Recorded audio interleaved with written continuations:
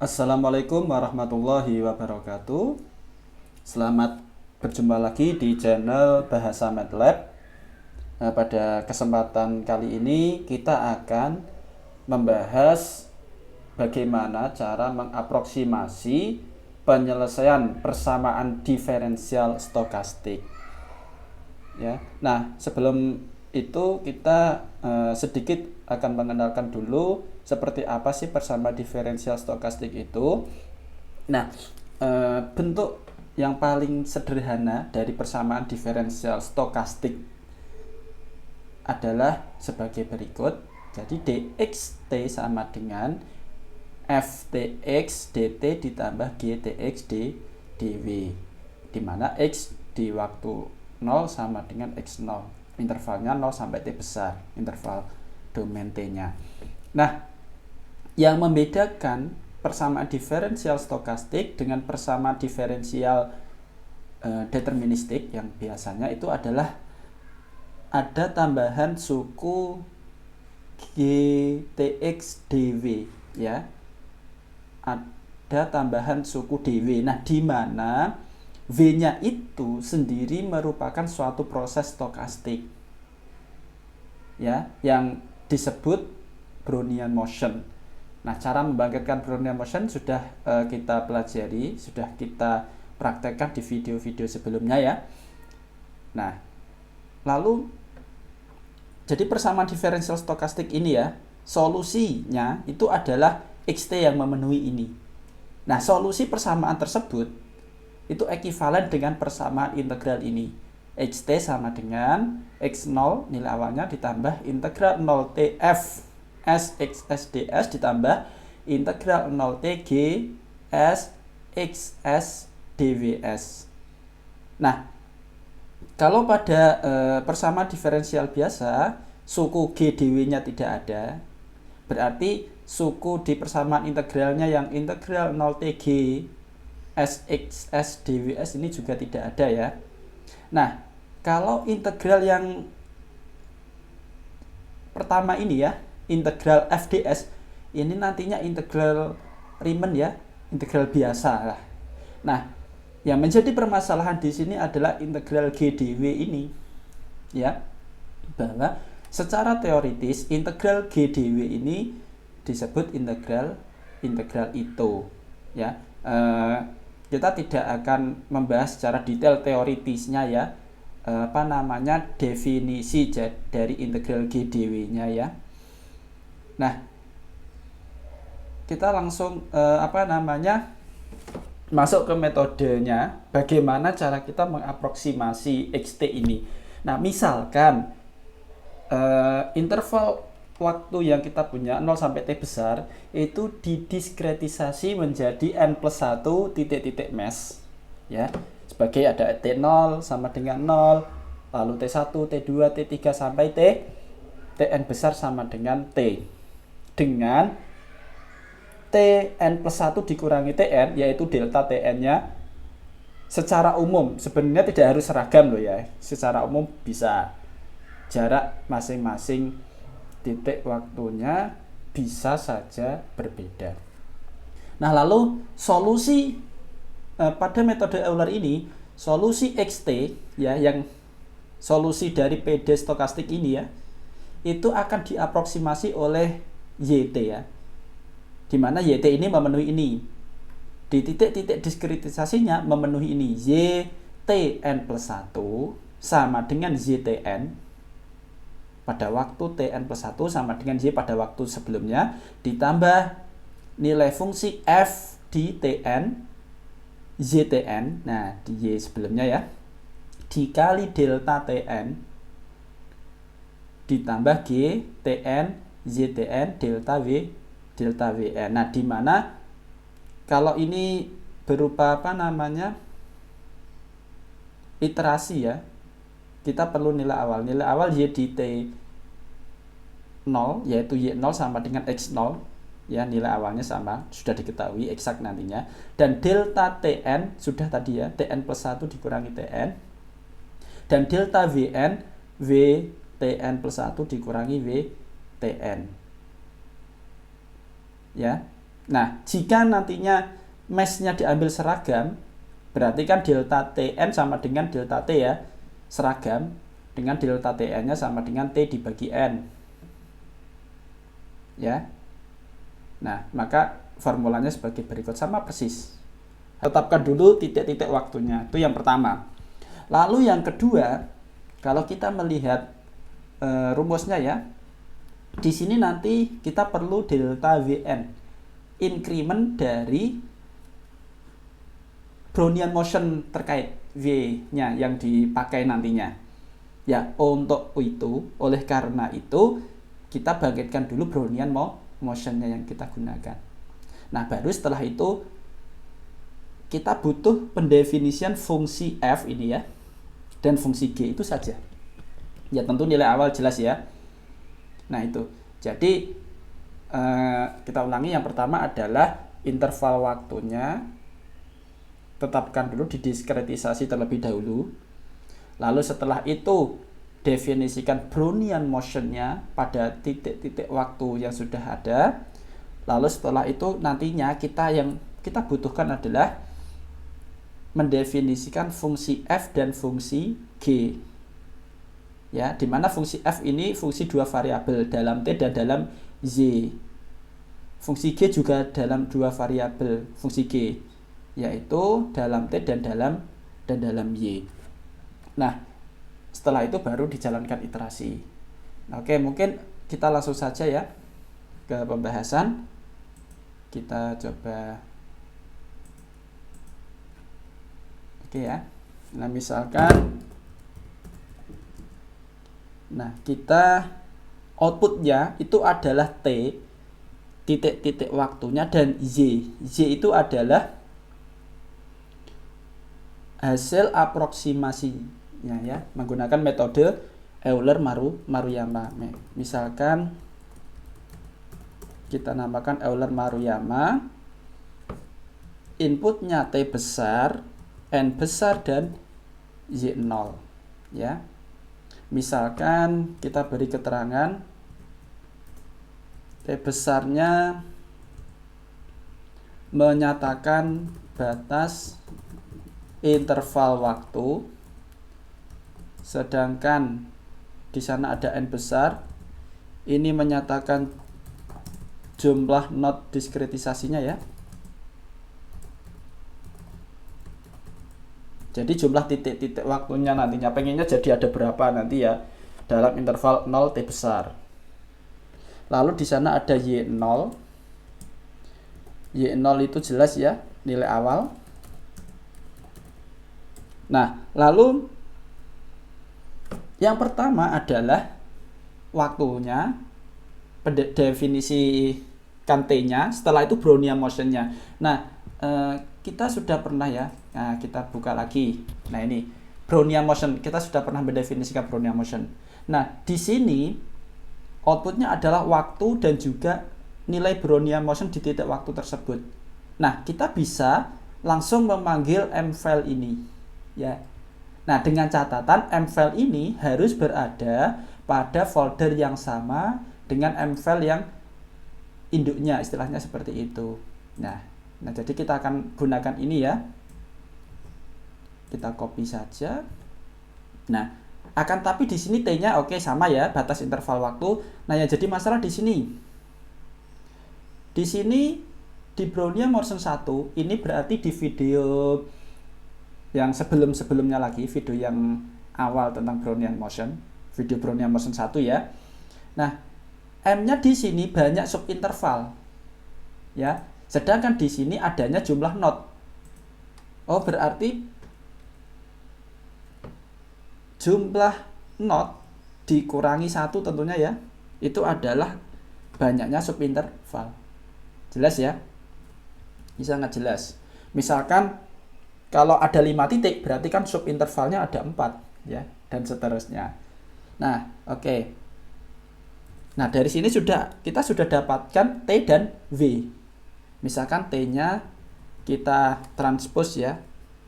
Ini hanya masalah ukurannya saja, ini nanti jadi kolom seperti itu ya. Nah, sekarang kita siapkan nilai aproksimasinya, yaitu ukurannya 1,n. Oke, kita siapkan dulu 1,n. Ya, jadi vektor baris banyaknya sebanyak n. Z yang pertama, yang pertama itu adalah nilai awal, berarti Y0 ya. Nilai awal Y0. Nah, lalu misalkan K sama dengan 1 sampai n-1.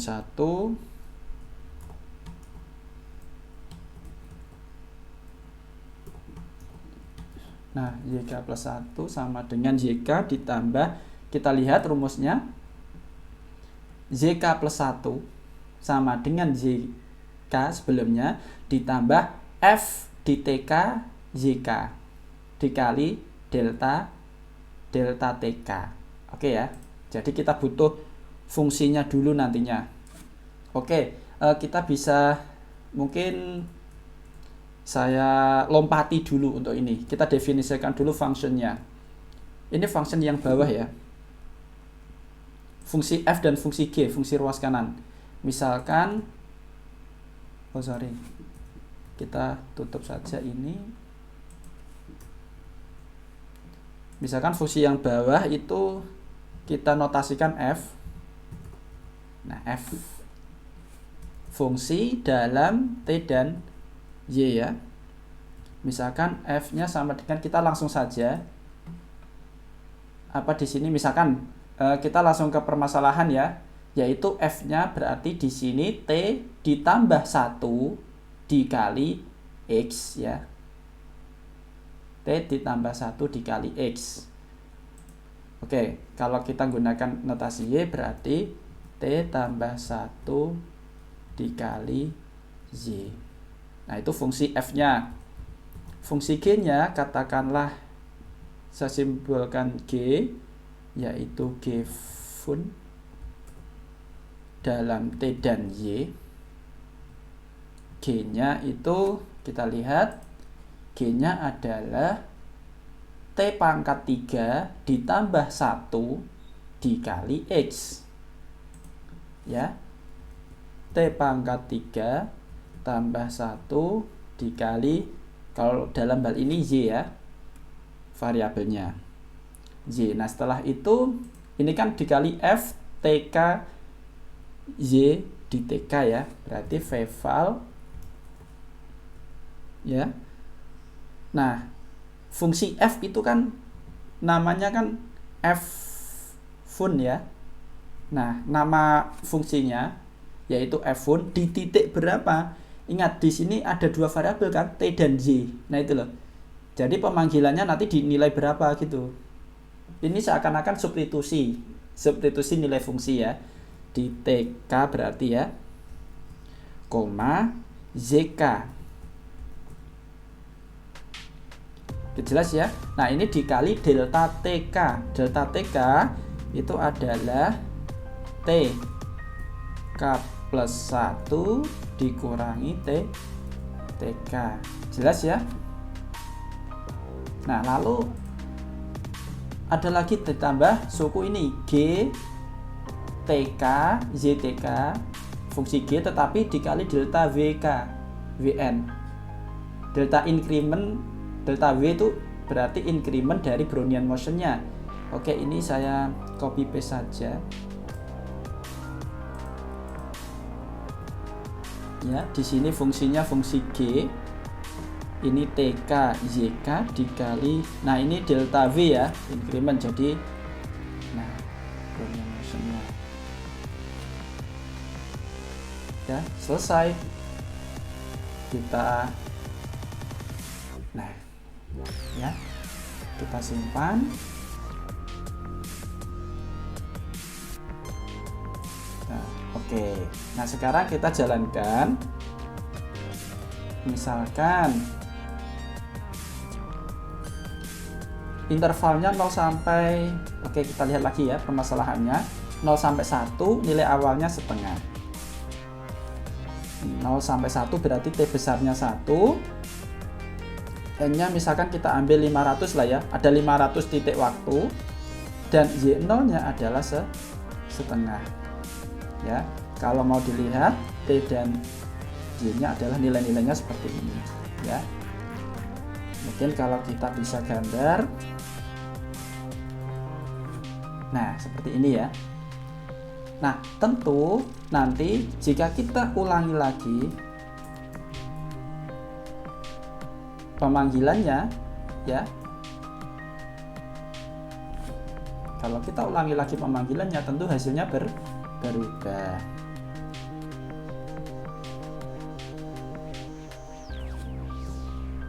Oke, kita lihat. Nah, kalau kita ulangi lagi pemanggilannya, hasilnya berubah.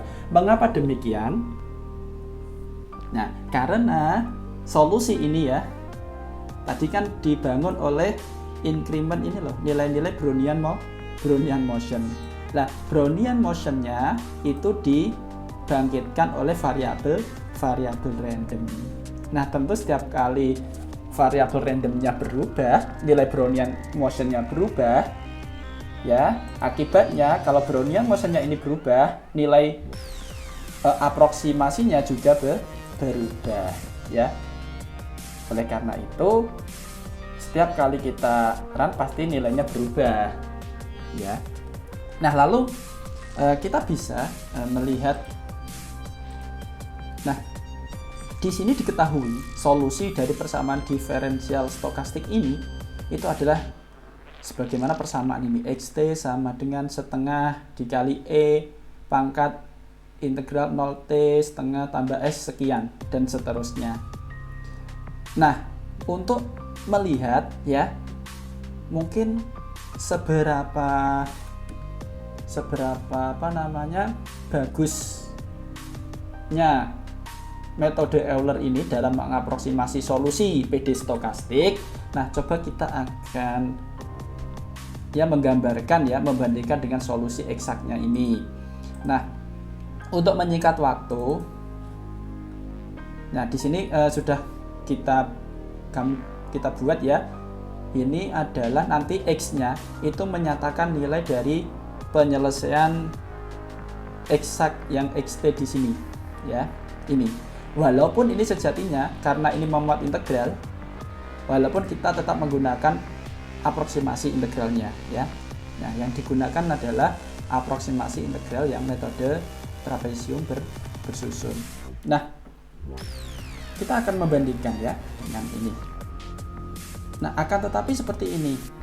Yang perlu diperhatikan bahwa jika kita menjalankan ini secara terpisah, misalkan Euler-Maruyama ya, ini kita panggil ya, misalkan seperti ini. Misalkan untuk kasus, oke, kita ulangi lagi. Nah, ini ya. Nah, lalu ini solusi PD stokastiknya ya. Misalkan kita ini sama persis ya, 500. Oke, coba kita timbangkan T, X ya. Nah, ini yang kedua adalah X-nya. Nah, loh, kenapa kok nilainya sangat jauh? Ingat ya, di sini pendefinisian solusi PD stokastiknya ya, yang menggunakan Brownian motion 1 ini terpisah dengan aproksimasi menggunakan metode Euler-Maruyama ya. Dan karena terpisah dan karena ini di fungsi Brownian motionnya itu dibangkitkan ulang ya, sedangkan Brownian motion dipengaruhi oleh variabel random dibangkitkan ulang, tentu nilainya juga berubah. Oleh karena itu akan tidak adil jika membandingkan keduanya, padahal dia dibangun oleh Brownian motion yang nilainya pasti berbeda karena dibangkitkannya kan di waktu yang berbeda ya. Nah, kecuali nanti bisa diakali ya. Seperti apa caranya? Ini jadi Brownian motionnya itu bisa dipanggil dulu di command window, setelah itu disimpan di workspace nilainya. ya. Setelah disimpan, jadi nanti ini bisa nanti dipanggil ya, menggunakan perintah load. Nanti kapan-kapan kita bisa explore lagi. Nah, salah satu idenya mungkin kita jadikan satu lah ya, ini solusi eksak untuk kasus ini. Nah, misalkan kalau ini kita jadikan satu ya, misalkan kita mulai dari X berarti ya. Nah, ini kan solusi eksak ini. Saya coba copy, saya taruh di sini ya. Nah, X ini kan penyelesaian eksak. Saya tandai penyelesaian eksak ya, sampai X. Sedangkan Y-nya mencari merupakan hasil aproksimasi menggunakan metode Euler-Maruyama ya. Oke, berarti nanti ada X juga. Makanya di sini misalkan kita outputnya ada X-nya juga. Oke ya. Nah, kalau di sini nanti adil karena Brownian motion-nya, perhatikan, ini kan cukup dipanggil sekali langsung digunakan untuk kedua nilai ini ya. Baik untuk penyelesaian eksak maupun untuk aproksimasi metode Euler-Maruyama, sama-sama menggunakan Brownian motion yang sama. Nah, gitu loh. Nah, kalau seperti ini kan bisa nanti ya dibandingkan, misalkan kasusnya sama 0,500, misalkan nilai awalnya tadi sudah setengah. Nah, kita plot TX TY, jadi ada dua grafik. Yang pertama adalah yang X berarti yang eksak, yang Y nya adalah hasil aproksimasi menggunakan metode Euler-Maruyama. Nah, kita bisa lihat, maaf tadi belum ditutup ya. Nah ini ya, perhatikan ya, tentu namanya aproksimasi ya. Kalau metodenya valid tentu tidak akan jauh melencengnya ya. Nah, ini bisa dilihat. Nah, kalau kita nantinya, nah kita bangkitkan ulang ya, kita gambarkan lagi, tentu hasilnya berbeda ya. Misalkan bangkitkan ulang lagi. Nah, bangkitkan ulang lagi. Nah, tentu hasilnya berbeda ya, karena memang Brownian motion-nya digunakan berbeda. Nah, mungkin video kali ini kita cukupkan. Nanti insya Allah di video selanjutnya kita akan ada lagi ya metode untuk mengaproksimasi penyelesaian PD stokastik. Nah, seperti apa metodenya? Nah, bisa ditunggu di video-video berikutnya. Terima kasih. Assalamualaikum warahmatullahi wabarakatuh.